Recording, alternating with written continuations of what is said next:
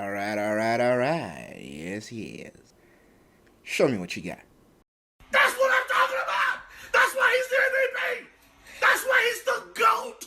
The GOAT! And that is some good shit right there. Alright, now you. Oh, good. Why, that's very good. Yes, I like that. Okay. Now it's your turn. Show me something. This world going up in flames, and nobody wanna take the blame. Hi, I'm Terminally Online, and I want to talk about something that I actually liked for once, instead of, bitching about things that I discovered on the internet. Especially after wading through all that slop and dumb takes. So, thank you, Glitch, for having a new animated series for me to give a chance. Disclaimer, no, I am not sponsored by Glitch. I have no affiliation with the channel, nor the people and company, if one even exists behind the channel. I don't know, I don't even care to look. And I'm not seeking any show-like rewards for my appreciation of this or any of their other content. So, suck my banana anybody who's accusing me of showing. I have way more respect for myself than Star Wars Explained, John Roca movie Bob, or Eric Butts to do that to myself. Or cry because I watched a soulless movie trailer. Ugh. Order. No one was saying anything. You shut it up. Okay. I'm out of order. And I should chastise myself and find me in my own contempt. Anyway, back to it. Glitch released the pilot for their new show, Gameoverse, about almost 2 weeks ago, and I wanted to talk about it. For those who haven't watched it and are scared of spoilers, don't worry. I'll add a timestamp in the video just before I decide to talk about it in depth. The synopsis is, Gameoverse takes place in a multiverse of video game worlds. Within the Gameoverse, if a world's hero successfully defeats its main villain and completes the game, that world proceeds to be annihilated. Two rival groups, the Farcade and the Syntax, struggle against each other to either prevent or facilitate this destruction, respectively. The series follows Kit, a Farcade agent who travels from world to world, attempting to save them by helping each game's villains while contending with Syntax, who assist heroes to expedite their world's annihilation. For my overall thoughts, I'll say after I get into spoiler territory. Here's the timestamp to come in for my overall thoughts on the show, so if you don't want me to spoil it for you, go here and yeah. Still here? Okay, no more holding back. So we meet Kit through her dream that's used as a bit of a recap of how she ended up losing her world. Oh yeah, by the way, her name is Kit. We see her with her friends where they set up the idea that she's like some sort of chosen one or hero type thing, or the last line of defense, before it cuts straight to a battle with her and a robot cat that's attacking her with crackhead energy. Let's get ready to rumble! Well, folks sitting at home, bear with us because this fight sequence is going to be a little bit janky, but not so much that it's distracting. That being said, it does a lot with what it can. We kick this off with Kit looking a bit rough for wears as she rushes in after looking like she just got into it with a wood chipper. She tags that claw from Mecha Cat before getting the Hulk smash by a Robo Cat sidekick. But this kitty cat ain't no casting couch pick, because she ain't gonna lie back and take it. She kicks his ass off, and because she's got that spring in her step, launches the Team New Hulk Buster. Excellent crowd control from Kit. You love to see it. You love to see it. She kicks that Hulk Buster at the Cranky Cat before the Cranky Cat dodges. The Cranky Cat recoups. She sends a claw to the face of our homegirl Kit, but Kit is ready for that with a perfect denial and grapple before handling her business with all that nastiness with a shot to the face. Cranky Cat is now doing that spin cycle and signaling the end of the phase. Cranky Cat ain't looking too clean, but her pal over here has got her. See, kids? Teamwork is very important. And oh sweet baby mercy, what is happening? What is happening? Ah, Lord have mercy. We got clanker on clanker violence. Have mercy. Even Kit is like, what the fuck, ref? You gotta do something. But no time for a red card. Clanker Cat is getting gobbled up by the Big Back 3000, and he's nasty with that eating. Wait a minute. Is Clanker Cat smiling? Oh, she a flake into that void nastiness. But wait, is she? Oh, ladies and gentlemen, are they? Yes. We got a fusion battle. Now she's Spider Kitty. I feel like Marvel's about to sue. Anyway, Kit be looking when she should be running, and boom! Mr. Piccolo will be disappointed. The second phase makes it clear that Kit's gonna have to step up her game, and that's when Dax, that robot on her back called Caboodle, the robot on her back comes in clutch by becoming battle armor in a magical girl sequence. What the hell was that? Hey, don't worry there, Stephen A. Smith. You did not read that wrong. You are not high. Kit locks in and turns into Iron Kit. And I bullshit you not, pulls off some shit that made me think Jason David Frank had returned as the Kit Ranger. R.I.P. to the best Power Ranger. Argue with your mama. We stand Tommy here. And the duo of Iron Kit released an attack that would have every Power Rangers team sounding like Soldier Boy. He copied my whole fucking flow! Word for word, bar for bar! After DBC sends in their copyright dispute on this beam clash, the fight ends with Kit and Caboodle winning. Can you dig it? Until, like with Samurai Jack, the universe says fuck you and takes away her victory and her world ends. She only survives because this dude steps in and... Is that fucking Sephiroth? Sephi steps in and does his best to light Yagami Aura Farm sans Misa. Sephi no light offers her a job, and that's the opening of the show. We cut to Kit waking up on board her and her friend's ship, and we meet her friends. We got the mean-spirited robot we saw in her dream speedrun. He's called Caboodle, and he's not happy with their circumstances, which includes picking up a little dinosaur who would have Barney praying DNA tests would fall under fake news territory. This little guy is called Gobbles, a timid and nervous Learnosaurus, who is good at learning, apparently. And he's apparently from one of those toddler games that are designed to teach kids to read and write and count and shit. He's new, and thanks to his presence, we get the plot summed up in a scene as well as character traits, specifically about Kit. This entire thing is a multiverse of video game worlds with designated heroes and villains. Naturally, they are usually pitted against each other, and in the series, if the hero wins, the world gets the DBZ dramatic finish treatment. Not much is said about what would happen if the villain won, but they do say that their job is to make sure they keep the hero from winning, even if that means to help the bad guy on that game. Their opponents in their endeavors is an organization called Syntax, who basically help the heroes destroy their worlds to get something called Float that is released with each destroyed world. But they've been on a losing streak lately and are being punished with recon duty, and it's possibly because Kit desires to save stragglers, and that causes her judgment, and the Clanker agrees with that sentiment in his humorous and no cares for feelings way. Kit disagrees, but recon duty it is, and then the plot happens. A ship that I called dibs on if anything were to happen to the crew, not a wishing, but just saying, suddenly pops in through a portal that reminds me of Digimon, with just a different color tint, and here we meet our villains, Syntax, who are being led by a dude named Warwick that looks like Kratos and Doom Guy did a bad fusion.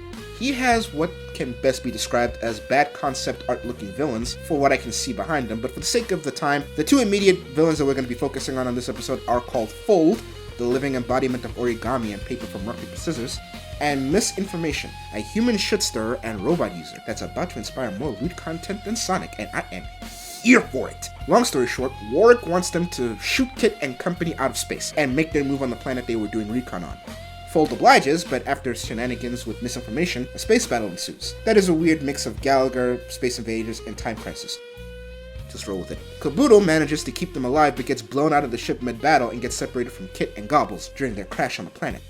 Warwick, in his best impersonation of Gordon Ramsay's approach to leadership, sends Fold and Misinformation after them and to doom the planet after they get rid of our heroes. Upon landing on a small island, Kit decides to go look for Caboodle, who probably landed in the surrounding ocean, as Gobbles nervously wonders if any of this is wise. She reassures him that they are just hoping to find Caboodle and then bounce, and will actively avoid the hero. She goes solo, but Gobbles gets worried and chases after her. Fold and Misinformation spy from the back and decide to follow and get rid of them and finish the mission, and discover, even before they get into the water, that this game is a water roll type game. And thank the Lord for that, because that means that this is a beach episode! And remember folks, thick thighs save lives, and I'm feeling pretty safe if you catch my drift.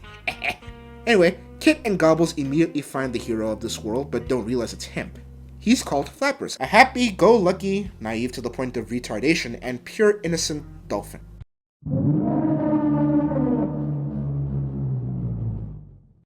Fold and Miss Fine-Ass realize who he is and choose to stay back and spy as Flappers helps Kit and Gobbles to the nearest town to look for Caboodle, while their ship uses its auto repair function to patch itself up while they look. Yes, it has an auto repair function and the show just says it like it is, like it's nothing, and yeah, we're just gonna roll with it.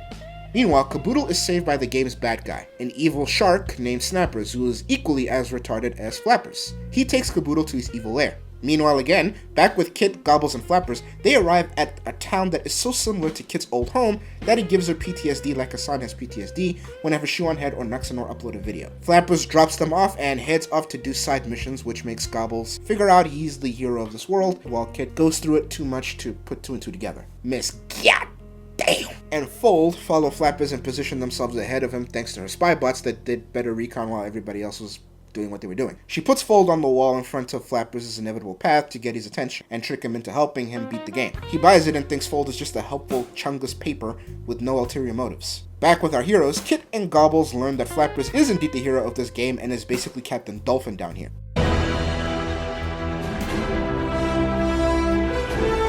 And is pretty capable, which makes them worried. They reunite with Flappers after he beats the sub-boss in a way that would have you nostalgic for Crash Bandicoot and Spyro, and he gets an XP and ego boost, and he decides to tell everybody the news and explains to everybody that it was super easy this time. On the other side of the map, Kabuto decides to do the smart thing and train Snappers to stop Flappers from winning the game, but quickly learns that Snappers is pretty ass, and realizes that he better make a man out of this shark. Back to the plot with the dolphin, a panicked Kit and Gobbles tried derailing his progress with helping to find Kaboodle, but he's too excited to stop his winning streak. Kit then gets desperate and tries to snag Fold from his hand, which makes Flapper suspicious and weary of her and Gobbles, which starts a screaming match that reveals why they can't just tell everybody the truth.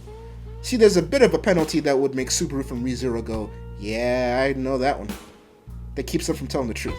Unlike with him, who gets the L treatment, here in this series, the world goes,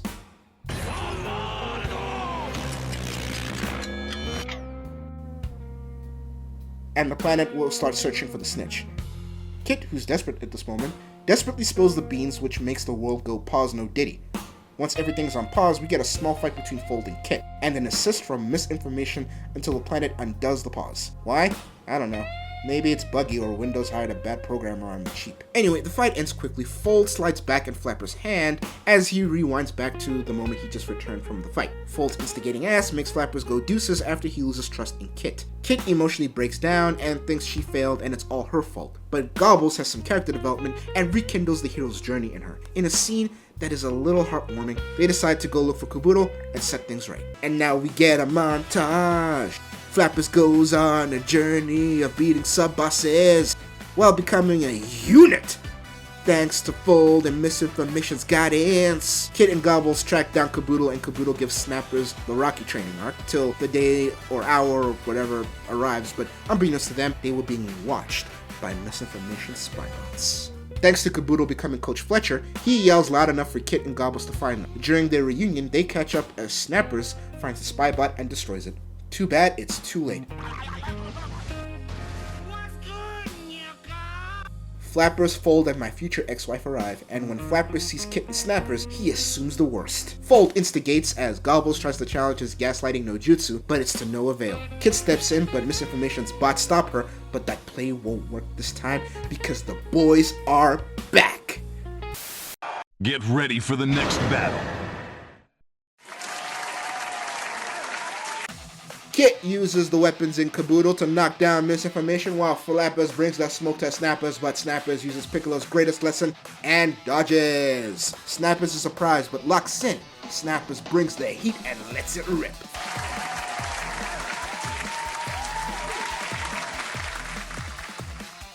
Flappers uses Aquatic Mirror Force and sends Snappers into the lava for the second phase. As this is all happening, Gobbles gets jumped by Misinformation's bots, but Kit tries to get him back in blood with a blast to the face. Too bad Misinformation activates a trap card, bots and paper. First, this card lets him negate the attack completely for one phase and lets Fold attack Kit's life points directly. Too bad Kit and Kaboodle went to the school of Piccolo and dodged before giving damage to Fold. Misinformation then does what Dark Maximus refuses to do and fucking heals her teammate. Yes, I'm still salty. As Flappers and Snappers' second phase kicks off. Team Rocket and Team Kit and Crank go back at it as Flappers prepares for Snappers because he is circling. He returns and open fires on Flappers and gives Flappers the Tupac and Biggie special, but Flappers must be both west and east side and bounces back. He takes in his surroundings while Snappers circles again, chaos all around, but Flappers moves in for his advantage as Snappers tries to double tap. But oof! Stormtrooper aim strikes again. Flappers dodges and activates the field spell Home Alone. With this card in effect, your everyday home appliances and furniture gives bludgeoning, piercing, or slashing damage to the opponent every turn. This gives Snappers a concussion until he decides to go demon mode and reminds everybody he's the Bowser of this castle, biatch, and almost kills everybody with friendly fire. But once again, Flappers makes TFS proud and dodges like Tupac dodged Jada and does his special, the Captain Dolphin Return, giving Snappers the old 1-2. Flappers and Snappers are both now brought to 1 HP. Everybody is done. They are locking in for this one. Flappers says, fuck it, we handling this one with straight hands. And Snappers looking at this man like, he really about to rock my shit. Thanks to Coach Caboodle, Snappers remembers he's also got a special move and decides to lock in and fire. Too bad, Snappers is built different and says, return to sender, bitch! And punches it back like Goku. Snappers looks at this and starts rethinking his entire life before this and takes the hit. Flappers lands and does the cool turn away from the explosion like he's been fitted for the spandex and the battleizer, and the crowd goes wild. Fold and Misinformation get wild with excitement, and Kit, Gobbles, and Caboodle go wild with terror. And that's the bottom line, because Stone Cold said so. Flappers celebrates before his world begins to end. Fold and Misinformation reveal they are evil and can do what Jesse and James could never, and after winning, they bounce, leaving a beaten and confused Flappers. Our heroes explain what's happening and that they can't save his world, and beg him to swing them back to the surface, so they can fly out of this planet's destruction. But Flappers is having a bit of an emotional breakdown, and starts blaming and loathing himself like every man after cleaning up post-grooming. And that's when Kit comes in with the emotional growth, and gets Flappers to lock in just one more time. He then goes full Georgia and gets them back to the ship with a little help from Iron Kit. Bitch, why didn't you do this earlier? And together, make it back to the ship and Delta the end of the world. Flappers people do a remake to the ending of Don't Look Up, and Flappers watches all of this as the sound of millions of voices cry out in terror and are suddenly silenced. They have their we may not be able to save the world, but you can be damn sure we'll avenge the moment, and Flappers joins the team. Meanwhile, the real villains, including Snappers because he also survived somehow, return to ship, take the float from the game planet, and meet with the boss, who offers Snappers a chance to join him. Snappers then says, fuck that, I'm Bowser here, bitch, and tries to go in for an attack but gets one shot by Warwick, as our heroes escape. Warwick, annoyed but taking it in on stride, turns to the back and offers one of the shadowy figures in the back who turns out to be her op from the beginning of the dream sequence, an offer to go after Kit. To her enjoyment, she said, oh yeah, and the episode ends. Judging by what Warwick says in the scene though, we learn that Float might be able to give the villains their worlds back. And that's the end of the episode. Let's move on to what I actually think. Okay, from a plot perspective, I actually did like this a lot more than I thought I would. I wouldn't be as cruel to say it's mid like a lot of people are giving it, well, those who actually make shorts about it rather than talk about it. I mean, it was entertaining and it lulls you in with a kid-friendly-ish approach with visuals and progression, and lets the joke and dialogue carry the more grown-up themes like feeling of failure, trauma, carrying the weight of the world, guilt, and a little bits and pieces of elements of redemption. Yes, the pacing is a bit of an issue, but to be fair with you, I kind of take it in stride because, look, it is carrying itself in a way that is pretty much in a design to keep people entertained, and judging by how a lot of people aren't built for long-form content these days, I can understand why it feels a bit rushed. I hope they fix the pacing issue so this doesn't end up like the inverse of One Piece and their horrible pacing with slow episodes and filler, and they can actually rally at the end. The world ending thing is an interesting plot point, and it could fall into the Spider-Verse problem with rules that don't make sense, even in universe, but instead it has an immediate response that doesn't leave much room for doubt. Kind of like cause and direct consequences instead of going what this person thinks and him acting like it's gospel, even though it clearly doesn't work with everybody in the room possibly being a deterrent to that idea. Yes, I'm still salty, and yeah, I will not let that thing go. It doesn't explain why things are falling apart with them completing the games, but I can forgive it mostly because this is the pilot. It's supposed to set things up that we're going to learn as we go, rather than a sequel that is already in the midpoint. The characters are very likable. Caboodle was the hardest to like at first, if I'm honest. I mean, his dickish behavior, and I'm not a fan of the voice behind him, but it is what it is. His dialogue kind of came off very modern day-ish, not Zoomer language, but it was like very nihilistic and annoying. But I won't lie, a lot of the chuckles that I got from this came from him. And he does serve a purpose. He's serving as the realist character, who's supposed to bounce off of Kit's naivety. I mean, it's not that he doesn't care. He obviously clearly cares about Kit and everybody else. It's just that he's kind of focused on the mission and tries to remind Kit that she can't save everybody. His attitude makes sense when you remember his world ended up in smoke and he now has to go to worlds that basically aggro any person who's in a bad mood. So it's a miracle that he and Kit are this well adjusted, if I'm honest. Speaking of Kit, she is a breath of fresh air.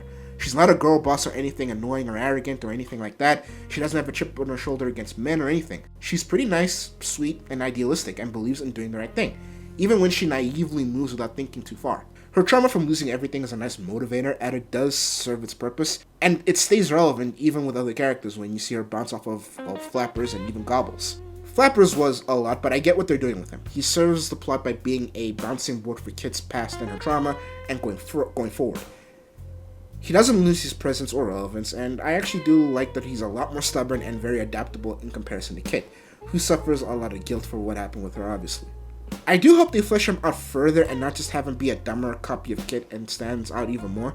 I wouldn't actually have an issue with him going a more darker route in comparison to her and becoming more nihilistic, or like being in the middle while Kit stays on the good and Kabuto stays on the other side. But time will tell. The Sephiroth wannabe is mysterious, and the way they introduced him with the color scheme in that shot really does lead to the imagination having its fun. I really hope they don't make him like Warwick, who looks cool but is downright hard to watch. I don't really hate Warwick all that much beyond the fact that he reminds me of a Saturday morning cartoon villain who could never succeed, but color me surprised because apparently his organization seems to be in the lead. I mean, granted, it's more thanks to the organization taking advantage of the heroes and their nature in these worlds rather than his mental prowess, but he does have the power to actually back up what he's doing and saying. Misinformation unfolded like Jesse and James with Lana and Archer's undermining dynamic, so they aren't too annoying. In fact, I kinda want to see more of them in the future. Either that or rewatch Archer. There's not much to add about them beyond that they're probably going to be shipped by the fandom if this goes on. Hopefully I'm wrong about that, and the show doesn't pair them up, or if they do pair them up, they keep them interesting. Don't want them suddenly becoming boring just because they got together like a lot of TV shows seem to do. They are funny and can handle themselves well in a fight, even if Misinformation is using her bots to fight rather than getting engaged physically. Their teamwork in battle is surprisingly good, and thank the Lord for facial expressions showing that they still don't like each other even when they're tag teaming well. The animation isn't too bad, it's a bit rough and janky in places. At times it gets distracting here and there, and I hope it really does improve, but I do appreciate that it's colorful and it's not going the way of dreary and staying in one color scheme. It bounces between different colors, and I really appreciate that. The show is only on its pilot, so I'm keeping my expectations low because we've all seen good opening episodes that eventually just shit the bed. But Glitch is making a name for itself with more of these out there animations, so hopefully this is another digital circus rather than The Boys. Anyway, fuck it, this is long enough. Let's move on to my final thoughts, and then I'll let you guys get out of here.